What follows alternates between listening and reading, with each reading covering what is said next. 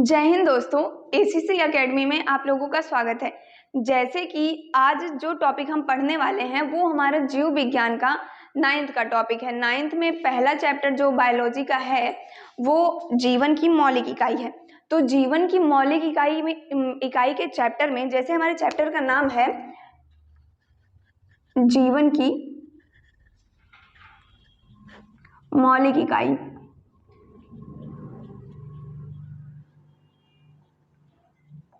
तो इस चैप्टर के अंतर्गत जो हम पढ़ेंगे वो हमारा क्या है, कोशिका है। क्या है? कोशिका। तो कोशिका पढ़ेंगे, फिर ये पढ़ेंगे कि कोशिका की खोज किसने की थी। क्या खोज किसने की थी? और फिर इसी कोशिका में हम 2-4 इंपॉर्टेंट चीजें और जानेंगे। फिर इसके बाद जो हमें पढ़ना है वो हमारा क्या है कि जैसे पहले हम कोशिका पढ़ेंगे, फिर कोशिका की खोज किसने की ये पढ़ेंगे, फिर कोशिकांग पढ़ेंगे कि मतलब कोशिका किन किन अंगों से मिलके बना होता है। क्या पढ़ेंगे? कोशिकांग पढ़ेंगे। फिर कोशिकांग के बाद जो कोशिकांग जो होते हैं उनके बारे में हम डिटेल से जानेंगे।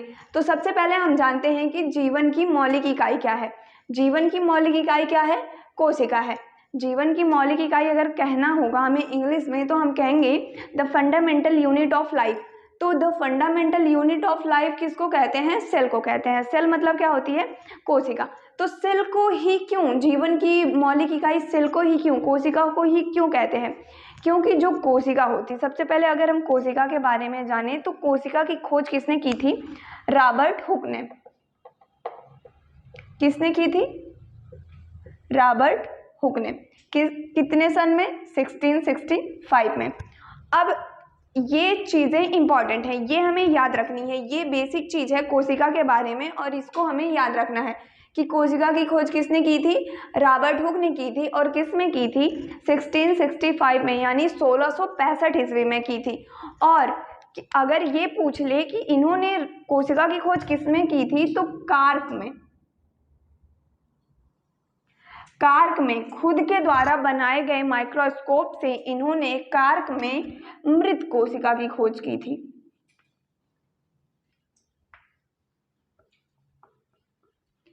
कोशिका वो कैसी थी? जो रॉबर्ट हुक ने जो कोशिका की खोज की थी, जिस कोशिका की खोज रॉबर्ट हुक ने की थी वो कोशिका कैसी थी? मृत कोशिका थी। और अगर अब ये कोशिका जैसे जो रॉबर्ट हुक ने खोजी थी ये मृत कोशिका थी, तो इसका स्ट्रक्चर कैसे था? मधुमक्खी के छत्ते के समान।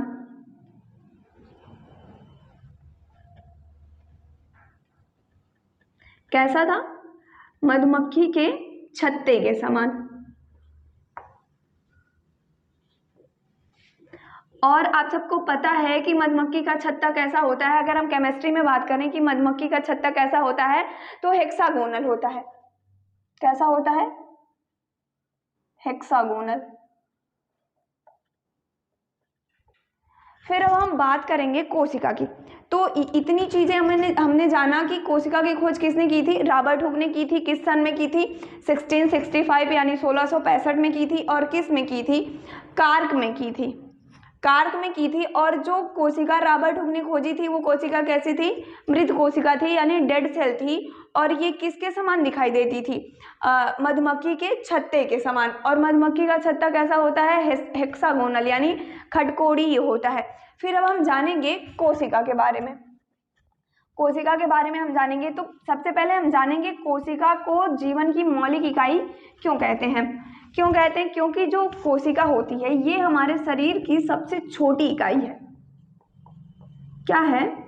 सबसे छोटी इकाई है।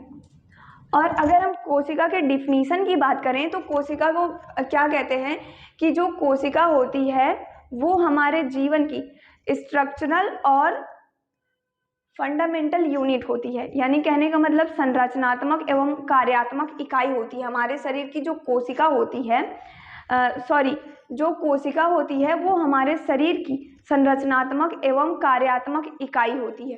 तो जैसे कि कोशिका संरचनात्मक इकाई कैसे बनेगी हमारे शरीर की? तो जो कोशिका होती है एक कोशिका है, एक कोशिका को हम क्या कह रहे हैं, कोशिका कह रहे हैं। लेकिन यही कोशिका जब समान है, जैसे जिनका स्ट्रक्चर, जैसे जिनकी संरचना समान है और जो कार्य भी एक समान करती हैं, वो सारी कोशिकाएं जब एक साथ मिलेंगी तो उसको हम क्या कहेंगे, ये कोशिका। फिर ये कोशिका ऊतक का निर्माण करेंगी। ये कोशिका किसका निर्माण करेंगी, ऊतक का निर्माण करेंगी। और कौन सी कोशिकाएं ऊतक का निर्माण करती हैं, वो कोशिकाएं ऊतक का निर्माण करती हैं जो संरचना तथा कार्य में क्या होती हैं, समान होती हैं। तो जैसे जब ऊतक का निर्माण हो गया तो ऊतक क्या करते हैं, अंग का निर्माण करते हैं। ऊतक क्या करते हैं, अंग का निर्माण करते हैं। और बहुत सारे अंग मिलके अंग तंत्र का निर्माण करते हैं। किसका निर्माण करते हैं, अंग तंत्र का। और अंग तंत्र को हम क्या कहते हैं, शरीर कहते हैं। तो आप सब देख पा रहे हैं कि एक शरीर के निर्माण में सबसे ज्यादा महत्वपूर्ण योगदान किसका है, कोशिका का है। ये जो कोशिका है, कोशिका जैसे जो कोशिका, फिर से एक बार आपको रिवाइज करवा रहे, जो कोशिकाएं कार्य तथा संरचना में समान होंगी वो क्या करेंगी, ऊतक का निर्माण करेंगी। और वही ऊतक क्या करेंगे, अंग का निर्माण करेंगे। और अंग, बहुत सारे अंग मिलके क्या करेंगे, अंग तंत्र का निर्माण करेंगे। और एक अंग तंत्र को, सुव्यवस्थित अंग तंत्र को हम क्या कहते हैं, शरीर कहते हैं। तो जैसे कि जो अंग होता है, जैसे हमारा हाथ है, या तो कहें कि हाथ है, नाक है या आंख है, अगर एक अंग रहेगा तो एक अंग को हम शरीर नहीं कह सकते हैं। बहुत सारे अंग मिलके अंग तंत्र का निर्माण करते हैं और उस अंग तंत्र को हम क्या कहते हैं, शरीर कहते हैं। तो आपको समझ में आया होगा बेसिक कि जीवन की मौलिक इकाई कोशिका को क्यों कहते हैं। ये समझ में आया कि जीवन की मौलिक इकाई कोशिका को क्यों कहते हैं। आपको एक एग्जांपल के थ्रू बताते हैं। जब हम किसी घर का निर्माण करते हैं, जब हम कोई घर बनवाते हैं या बनते हुए देखते हैं तो उसमें बहुत सारी चीजें रहती हैं। ईंट रहता है, मोरंग रहता है, गिट्टी रहती है, बालू रहता है, सीमेंट रहता है, सरिया रहता है। तो ये सारी चीजें रहती हैं। लेकिन जो घर की नींव खड़ी करने पे किसकी जरूरत होती है, ईंट की जरूरत होती है। ईंट के ऊपर ईंट रख के हम एक घर का निर्माण करते हैं। तो ईंट क्या है, उस घर की कोशिका है। बिना ईंट के घर खड़ा नहीं हो सकता। वैसे सेम चीज की बिना कोशिका के हमारे शरीर नहीं निर्मित हो सकती। जैसे अब हम कोशिका की बात कर रहे हैं तो कोशिका कई प्रकार की होती हैं। जैसे जो, अगर हम सबसे पहले मनुष्य में बात करें, मनुष्य में सबसे बड़ी कोशिका क्या होती है, तो फीमेल में जो ओवरी पाई जाती है, मतलब कि जो फीमेल में अंडाणु होते हैं, वो ह्यूमन बॉडी का सबसे बड़ा सेल है। जो फीमेल में अंडाणु होता है वो ह्यूमन बॉडी का सबसे बड़ा सेल है। और सबसे छोटी सेल की बात करें तो जो स्पर्म होता है, जो ह्यूमन का स्पर्म होता है, यानी मेल का जो स्पर्म होता है वो क्या होता है, इसको शुक्राणु कहते हैं। तो जो मेल का शुक्राणु होता है वो मानव शरीर की सबसे छोटी कोशिका है। ये क्या है, सबसे छोटी कोशिका।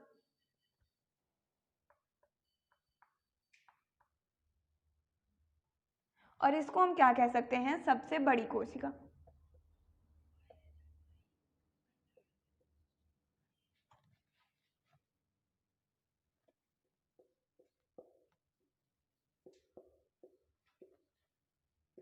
और अब हम बात करेंगे सबसे लंबी कोशिका की।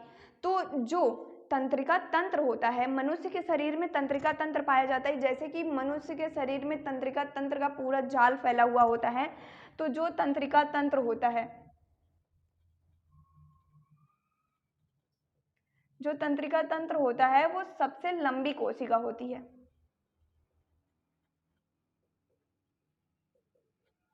आपको इसमें डिफरेंस करना है कि जो बड़ी और लंबी, जो स्पर्म होता है, जो मेल से जो स्पर्म का सिक्रीशन होता है, जो मेल का स्पर्म होता है वो सबसे छोटी कोशिका होता है ह्यूमन बॉडी में। और जो फीमेल में अंडाणु होता है जिसको ओवम कहते हैं, तो ये क्या होता है कि ये सबसे बड़ी कोशिका होती है। और अगर हम तंत्रिका तंत्र की बात करें तो ह्यूमन में जो तंत्रिका तंत्र होता है वो क्या है, सबसे लंबी कोशिका है। तो अब हम आगे देखेंगे कि जो कोशिका होती है, कोशिका दो प्रकार की होती। कोशिका से बने जीव दो प्रकार के होते हैं, एक बहुकोशिकी होते हैं और एक कोशिकी होते हैं। तो अब हम आगे उन दोनों जीवों के बीच में डिफरेंस पढ़ेंगे। जैसे कि हमें पता है जो कोशिका होती है, कोशिका के आधार पर जीव कितने प्रकार के होते हैं? 2 प्रकार के होते हैं, एक कोश की जीव और दूसरा बहुकोश की जीव। तो जो एक कोश की जीव होता है वो बहुकोश की जीव से बहुत प्रकार से डिफरेंस होता है। तो इसमें पहले हम कुछ नॉर्मल चीज़ें जान लेते हैं, फिर बाद में बाकी जो चीज़ें होंगी वो हम पढ़ते जाएंगे और समझते जाएंगे। तो सबसे पहले हम एक कोश की जीव में जानेंगे कि इसमें सुव्यवस्थित केंद्रक नहीं पाया जाता है। सुव्यवस्थित केंद्रक कहने का मतलब कि जो केंद्रक होता है वो वेल डेवलप, अच्छी तरह से विकसित नहीं होता है। वो केंद्रक पूरी बॉडी को अपने कंट्रोल में या सुचारू व्यवस्था से पूरे शरीर को कंट्रोल या पूरी कोशिका को कंट्रोल नहीं कर सकता है। फिर इसमें बात करें बहुकोश की, तो बहुकोश की में जो होता है वो केंद्रक क्या होता है? व्यवस्थित केंद्रक पाया जाता है।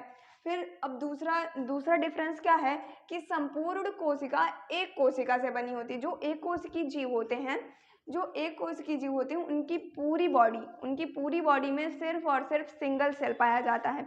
और जो बहुकोश की जीव होते हैं उसमें बहुत सारे सेल पाए जाते हैं, बहुत सारे सेल। जैसे कि हमें पता है कि जो मानव होता है, जैसे कि जो ह्यूमन बींग्स होते हैं वो बहुकोश की जीव हैं। तो ह्यूमन बींग्स की बॉडी आपको पता है एक कोशिका से तो बनी नहीं होगी, तो इसलिए ह्यूमन बींग्स किस में आते हैं? बहुकोश की जीव में आते हैं।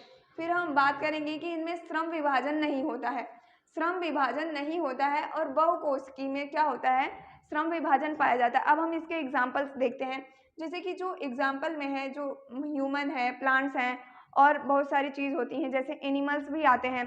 फिर अब हम बात करेंगे कि इसके एग्जाम्पल में तो जो एक कोश की जीव होता है वो बैक्टीरिया है, अमीबा है, पैरामीशियम है और क्लोमाइडोमोनास है। ऐसी बहुत सारी चीज़ें हैं जो एक कोश की जीव में आती हैं और जो बहुकोश की जीव में आती हैं।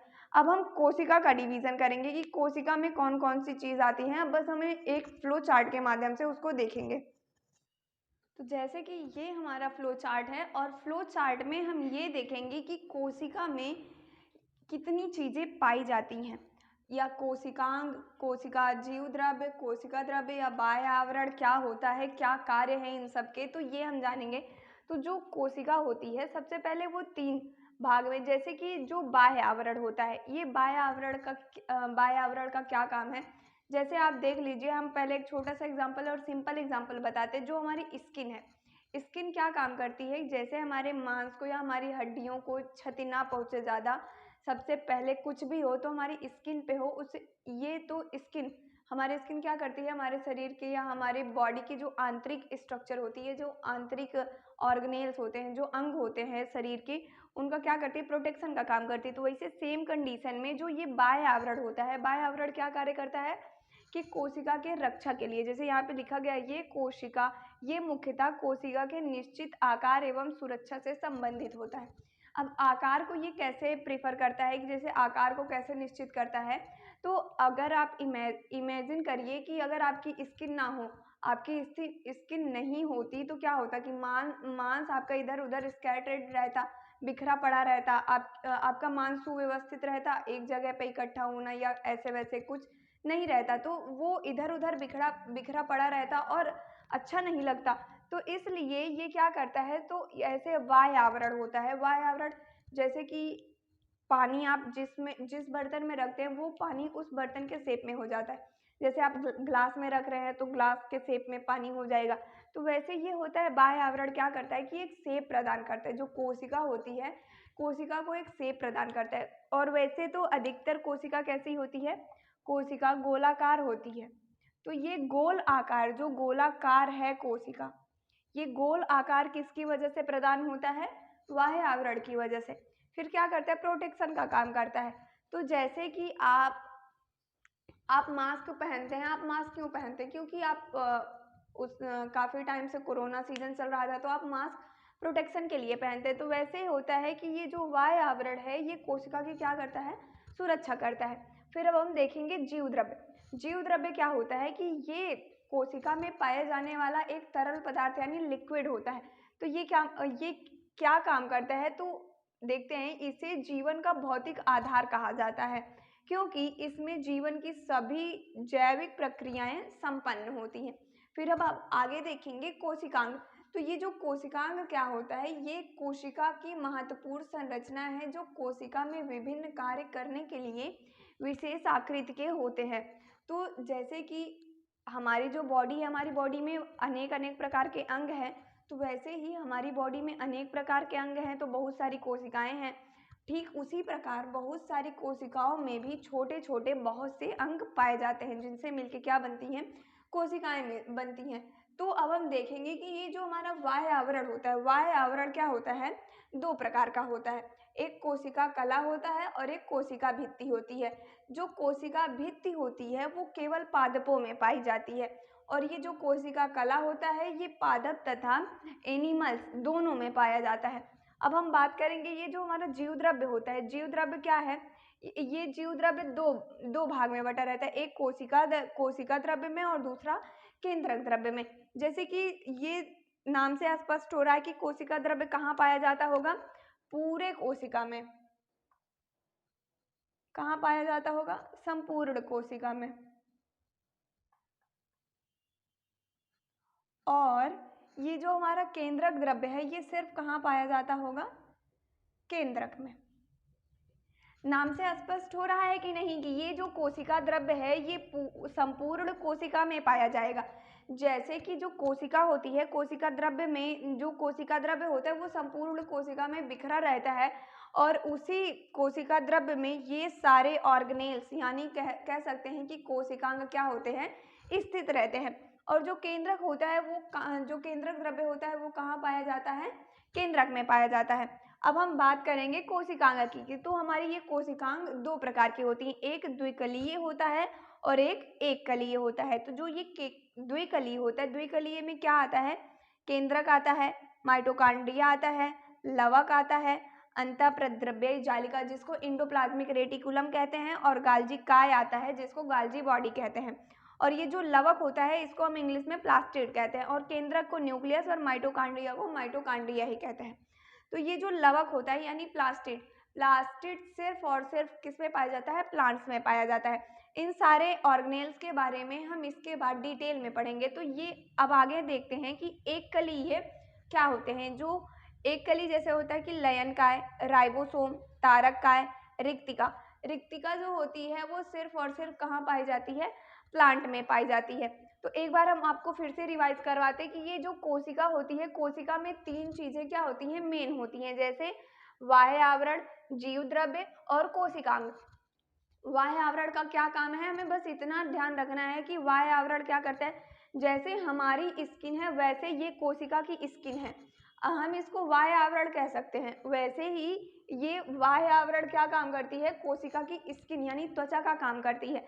और त्वचा हमारे लिए क्या करता है, हमारे शरीर का आकार बनाता है, एक शेप देता है हमारे शरीर को, और क्या करता है, प्रोटेक्शन का काम करता है। तो जो त्वचा का काम है यानी वही क्या होगा, बाह्य आवरण का काम होगा। हम किसको इससे कंपेयर कर रहे हैं, हमारी स्किन से कंपेयर कर रहे हैं। जैसे कि ये कोशिका है और ये बाह्य आवरण है, तो हमारी बॉडी का बाह्य आवरण क्या होता है, हमारी स्किन होती है। तो हमारी स्किन क्या कार्य करती है, आकार देती है हमारी बॉडी को, और क्या करती है, प्रोटेक्शन का काम करती है। तो वैसे ये बाह्य आवरण किसके प्रोटेक्शन और आकार का काम करेगा, कोशिका के। अब हम दूसरी चीज समझते हैं, जीव द्रव्य। जीव द्रव्य में हमें सिर्फ इतना समझना है कि जीव द्रव्य क्या करता है, ये सभी जीवों के भौतिक, इसको क्या कहते हैं, सभी जीवों का भौतिक आधार कहते हैं। और इसमें संपूर्ण जीवन की यानी जितनी भी जैविक प्रक्रियाएं होती हैं वो क्या होती हैं, संपन्न होती हैं जीव द्रव्य से। और फिर कोशिकांग। कोशिकांग, अब हम पहले इसको देखते हैं, कोशिकांग किसे कहते हैं। जैसे कि अभी अभी हमने बताया कि जैसे हमारी जो बॉडी होती है वो कोशिका से मिलकर बनती है। कोशिका क्या बनाएगी, ऊतक बनाएगी, ऊतक क्या बनाते हैं, अंग बनाते हैं, अंग क्या बनाता है, अंगतंत्र बनाता है। वैसे ही ये जो कोशिकांग हैं, एक एक कोशिकांग कहने का मतलब अगर हम इसको डिफरेंस करें, अगर अलग अलग करें तो कोशिका और अंग होगा। कहने का मतलब कि जो कोशिका में पाए जाने वाले अंग होंगे, जिससे क्या होता है, कोशिका का निर्माण होता है। अब हम आगे देखेंगे, ये बाह्य आवरण दो चीजों में डिवाइड होता है, एक कोशिका कला और एक कोशिका भित्ति। जो कोशिका भित्ति होती है वो सिर्फ केवल पादपों में पाई जाती है, और जो कोशिका कला होती है वो पादप और जंतु दोनों में पाई जाती है। ठीक, ये हमें याद रखना है कि जो कोशिका कला होती है वो पादप और जंतु दोनों में पाई जाती है, और जो कोशिका भित्ति होती है वो सिर्फ पादपों में पाई जाती है। पादप कहने का मतलब प्लांट्स में। और फिर ये जो जीव द्रव्य है, जीव द्रव्य दो भाग में डिवाइड होता है, एक कोशिका द्रव्य और दूसरा केंद्रक द्रव्य। तो कोशिका द्रव्य जैसे नाम से स्पष्ट हो रहा है, नाम से क्लियर हो रहा है कि कोशिका द्रव्य कहाँ पाई जाती होगी, कोशिका में, यानी सेल में, पूरी कोशिका में ऐसे भरा पड़ा रहता है। और फिर ये केंद्रक में, केंद्रक द्रव्य क्या होता है, केंद्रक द्रव्य केंद्रक में पाया जाता है। और फिर अब हम कोशिकांग की बात करें तो कोशिकांग में हमें ध्यान रखना है कि कोशिकांग कितने प्रकार के होते हैं, दो प्रकार के होते हैं, एक द्विकलीय होता है और एक एककलीय होता है। तो जो द्विकलीय होते हैं वो क्या होता है, माइटोकांड्रिया, न्यूक्लियस यानी केंद्रक, प्लास्टिड यानी लवक, और फिर इंडोप्लाज्मिक रेटिकुलम कहने का मतलब अंतःप्रद्रव्य जालिका, और फिर गाल्जी बॉडी या गाल्जी सोम कहते हैं यानी गाल्जी काय। फिर जो एक कली होते हैं, एक कली कहने का मतलब कि लयन काय, राइबोसोम, तारक काय, रिक्तिका। जो ये रिक्तिका होती है वो सिर्फ और सिर्फ कहाँ पाई जाती है, पादप में पाई जाती है। अब हम इन सारी चीजों के बारे में डिटेल से पढ़ेंगे। तो सबसे पहले हमारा टॉपिक क्या चलेगा, केंद्रक चलेगा, तो सबसे पहले हमारा टॉपिक क्या चलेगा, बाह्य आवरण चलेगा। तो सबसे पहले हम बाह्य आवरण के बारे में जानेंगे। तो जैसे कि हम बाह्य आवरण की सबसे पहले बात करेंगे, तो बाह्य आवरण में हमारे जैसे टॉपिक थे, जैसे कोशिका के हमने पार्ट पढ़े थे कि कोशिका में मेन पार्ट क्या होते हैं। तो ये हमारा बाह्य आवरण, सबसे मेन पार्ट, जो सबसे पहले हमारा मेन पार्ट था, ये क्या था, बाह्य आवरण। तो बाह्य आवरण में हमें पढ़ना क्या है, बाह्य आवरण में हमें पढ़ना है प्लाज्मा झिल्ली।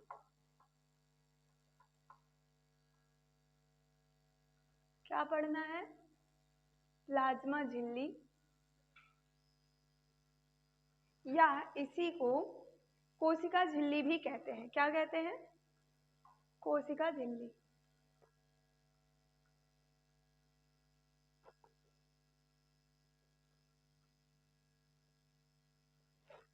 बाह्य आवरण में हम क्या पढ़ेंगे, सबसे पहले प्लाज्मा झिल्ली या कोशिका झिल्ली।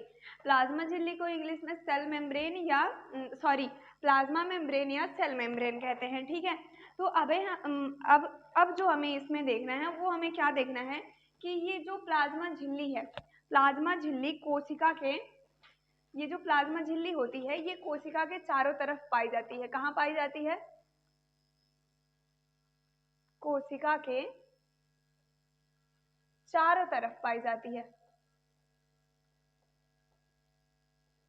जैसे अगर हम इसको अपनी स्किन से, जैसे जो चीज हम देखते रहते हैं अगर हम उससे समझ के पढ़ते हैं तो वो हमें ज्यादा समझ में आती है। तो जैसे कि अगर हम अपनी बॉडी की स्किन से इस स्किन को, यानी सेल की स्किन को, हम इसको सेल की स्किन कह सकते हैं एक तरीके से। अगर हम इसको अपनी स्किन से इसको कंपेयर करें तो जैसे हमारी बॉडी पे, हमारी बॉडी के चारों तरफ क्या पाई जाती है, हमारी स्किन पाई जाती है। तो वैसे सेम ही ये जो कोशिका होती है, ये कोशिका प्लाज्मा झिल्ली कोशिका के कहाँ पाई जाती है, चारों तरफ पाई जाती है। तो एक एक पॉइंट हम पढ़ते हैं प्लाज्मा झिल्ली के बारे में, तो पॉइंट से हम पढ़ेंगे तो हमें ज्यादा आसानी से समझ में आएगा। फिर दूसरी बात हम क्या जानते हैं, ये प्लाज्मा झिल्ली के बारे में ही हम पढ़ रहे हैं। तो ये जो दूसरी चीज है, ये जो प्लाज्मा झिल्ली होती है, प्लाज्मा झिल्ली क्या होती है,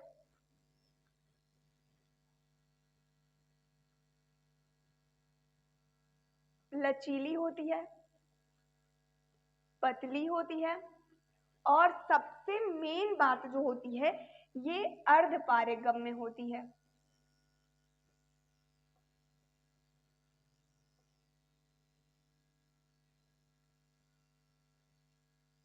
कैसी होती है, अर्धपारगम्य होती है। अर्धपारगम्य कहने का मतलब कि इसमें से वही चीजें आर पार जा सकती हैं जो चीजें कोशिका में जाने के लिए चयनित हो। अब जैसे कि आप ये कहेंगे कि कोशिका में जाने के लिए चयनित हो, कौन सी चीजें कोशिका में जाने के लिए चयनित होंगी। जैसे कि आपको एक एग्जाम्पल बताएं कि कहीं विशेष जगह पे अगर हम जाते हैं, जैसे कि प्रधानमंत्री से मिलने, प्रधानमंत्री से वही लोग रोज मिल सकते हैं जो चयनित किए गए हों। जैसे अब इसमें ये जो कोशिका है हमारा, प्रधानमंत्री हमारे देश के बहुत बहुत बहुत मोस्ट इम्पॉर्टेंट पर्सन है। तो ऐसे ये जो कोशिका होती है ये हमारी बॉडी की सबसे मोस्ट सेल होती है। ये सेल जो है ये हमारे बॉडी की सबसे मोस्ट इम्पॉर्टेंट ऑर्गेनेल है। तो अब जैसे कि बात करें, ये जो अर्धपारगम्य का मतलब है कि प्रधानमंत्री से, जैसे एग्जांपल हम ले रहे हैं कि प्रधानमंत्री से कुछ गिने चुने लोग ही या कुछ चयनित लोग मिल सकते हैं, उनकी बाकायदा जांच की जाती है तब जाके वो प्रधानमंत्री से मिलते हैं। तो वैसे ठीक ये जो प्लाज्मा झिल्ली होता है ये क्या काम करता है, सिक्योरिटी गार्ड का काम करता है। सिक्योरिटी गार्ड कहने का मतलब कि ये रक्षा का काम करता है। किसकी रक्षा का काम करता है? कोशिका की रक्षा का काम करता है। तो जैसे हमारी बॉडी में बहुत सारे अपशिष्ट पदार्थ रहते हैं, बहुत सारे हानिकारक पदार्थ रहते हैं, बहुत सारे लाभदायक पदार्थ रहते हैं। तो अगर हमारी कोशिका में हानिकारक पदार्थ जाएंगे तो हमारी कोशिका को क्षति पहुंचाएंगे, और अगर हमारी कोशिका क्षतिग्रस्त हो जाएगी तो उससे हमें भी नुकसान होगा। तो इसलिए ये जो प्लाज्मा झिल्ली है सिर्फ उन्हीं चीजों को कोशिका के अंदर जाने देती है जो कोशिका के लिए फायदेमंद होती हैं, और उन्हीं चीजों को कोशिका से बाहर आने देती है जो कोशिका के लिए क्या होते हैं, हानिकारक होते हैं। जैसे जो कोशिका के लिए हानिकारक होंगे अगर वो कोशिका से बाहर चले जाएंगे तो कोशिका को हानि नहीं पहुंचाएंगे, और अगर एक बार कोशिका से बाहर चले जाएंगे तो प्लाज्मा झिल्ली उन्हें वापस कोशिका में इंटर करने नहीं देगी। और ये प्लाज्मा झिल्ली क्या करती है कि अर्धपारगम्य होने का इससे सबसे महत्वपूर्ण जो है, ये हानिकारक पदार्थ को कोशिका में जाने से रोकती है तथा लाभदायक पदार्थ को कोशिका के बाहर आने से रोकती है। और हानिकारक पदार्थ कोशिका से बाहर आ सकते हैं, हानिकारक पदार्थ कोशिका से बाहर आ सकते हैं लेकिन लाभदायक पदार्थ कोशिका से बाहर नहीं आएंगे। फिर ये जैसे कि प्लाज्मा झिल्ली या कोशिका झिल्ली के बारे में हम लोग पढ़ रहे हैं, तो क्या क्या हमने पढ़ा? जो हमारी कोशिका झिल्ली है, ये प्लाज्मा झिल्ली है, ये कहाँ पाई जाती है? कोशिका के चारों तरफ पाई जाती है। कोशिका के चारों तरफ पाए जाने के इसके क्या मतलब है कि ये सबसे पहले जो इसका सबसे मोस्ट इम्पॉर्टेंट काम होता है कि ये कोशिका का क्या करती है, प्रोटेक्शन करती है, और दूसरा काम क्या करती है, ये इसको स्ट्रक्चर देती है। फिर अब हम बात करते हैं कि ये लचीली होती है, पतली होती है और अर्धपारगम्य होती है। कि आपको अर्धपारगम्य का मतलब समझ में आ ही गया होगा। अब हम तीसरी बात करें कि ये जो प्लाज्मा झिल्ली होती है ये बनी किसकी होती है? तो प्लाज्मा झिल्ली अधिकतर वसा और तथा प्रोटीन की बनी होती है। किस किस चीजों की बनी होती है? वसा तथा प्रोटीन की बनी होती है। अब हम इसमें देख लेते हैं कि वसा कितनी % पाई जाती है और प्रोटीन कितने। तो वसा जो होता है, जो प्रोटीन होता है वो हमारा 60 से 80% प्रोटीन पाया जाता है, और वसा जो होता है वसा 20 to 40% होता है। लेकिन इसमें एक चीज और होता है जिसे हम कार्बोहाइड्रेट बोलते हैं।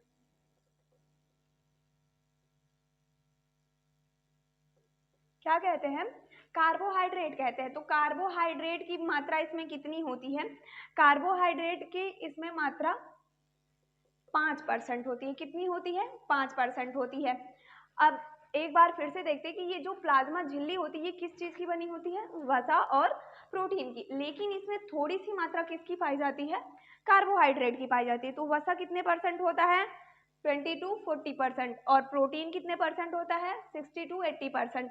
और ये जो कार्बोहाइड्रेट होता है वो कितने % होता है? 5%। कितने % होता है? 5%। और अगर हम बात करें कि ये प्लाज्मा झिल्ली की मोटाई कितनी होगी? 0.4 हमारा ये प्लाज्मा झिल्ली की मोटाई कितनी होगी? तो 75 एंगस्ट्रॉम। कितनी होगी? 75 एंगस्ट्रॉम। और अब हम बात करते हैं कि ये जो दो साइंटिस्ट हैं हमारे, सॉरी ये हमारा फिफ्थ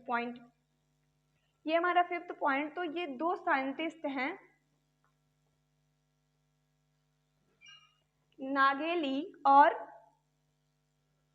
क्या होते हैं कि जो ये दो साइंटिस्ट थे हमारे नागेली और सिक्रेमर, नाम याद रखना हमें, नागेली और सिक्रेमर। इन्होंने 1885 यानी 1885 ईस्वी में, जो ये नागेली और सिक्रेमर दो साइंटिस्ट थे, इन्होंने 1885 ईस्वी में जीव द्रव्य, क्या कहना है हमें, जीव द्रव्य कला से इसका नाम क्या रखा? कोशिका कला। क्या कहा? कोशिका कला। अब हमारा लास्ट एंड 6th पॉइंट क्या है कि ये जो हमारा प्लाज्मा झिल्ली या कोशिका झिल्ली होती है, क्या होती है? ये जो हमारी प्लाज्मा झिल्ली या कोशिका झिल्ली होती है, ये क्या करती है? एक कोशिकीय जीवों में क्या करती है? एक कोशिकीय जीवों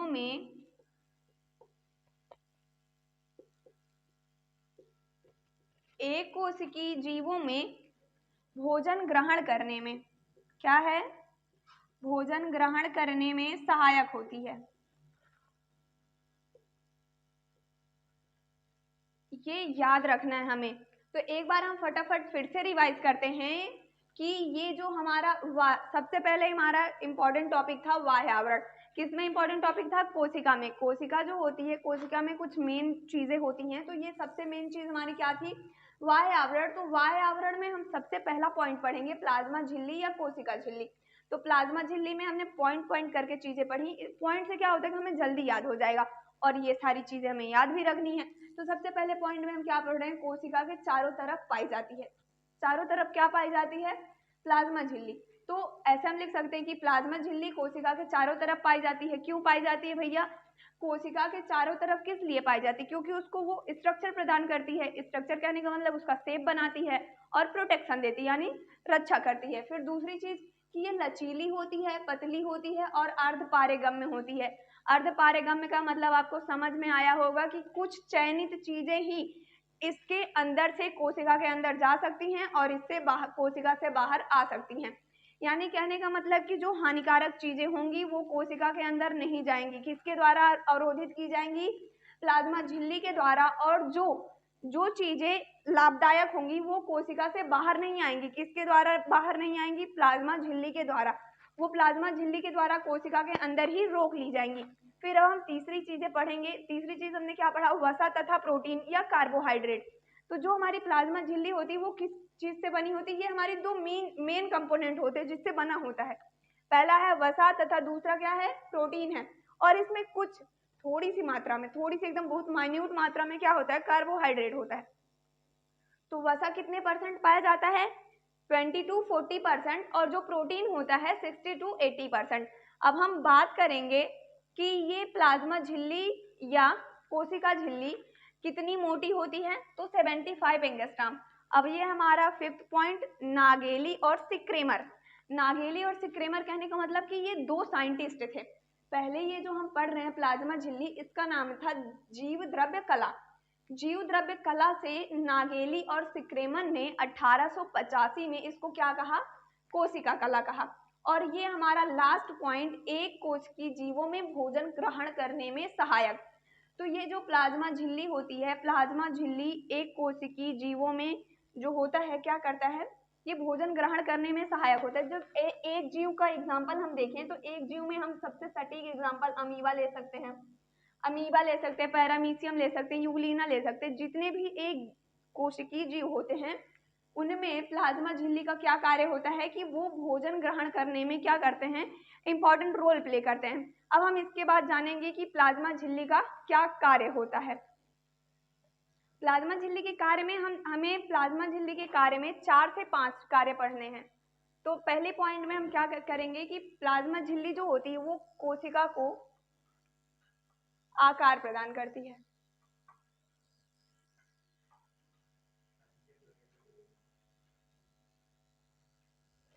क्या करती है? कोशिका को आकार प्रदान करती है। फिर जो हमारा नेक्स्ट पॉइंट होगा, नेक्स्ट क्या करता है कि ये कोशिका को आकार प्रदान करता है। फिर दूसरा, ये कोशिका को क्या करता है? सुरक्षा भी प्रदान करता है।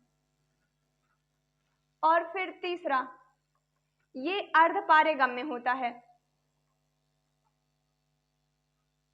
ये सारी चीजें हम पहले भी पढ़ चुके हैं, तो इसलिए ये शॉर्ट में, ये जो प्लाज्मा झिल्ली होती है ये क्या होती है? अर्धपारेगम्य होती है और इसमें से कुछ चयनित चीजें ही गमन कर सकती हैं।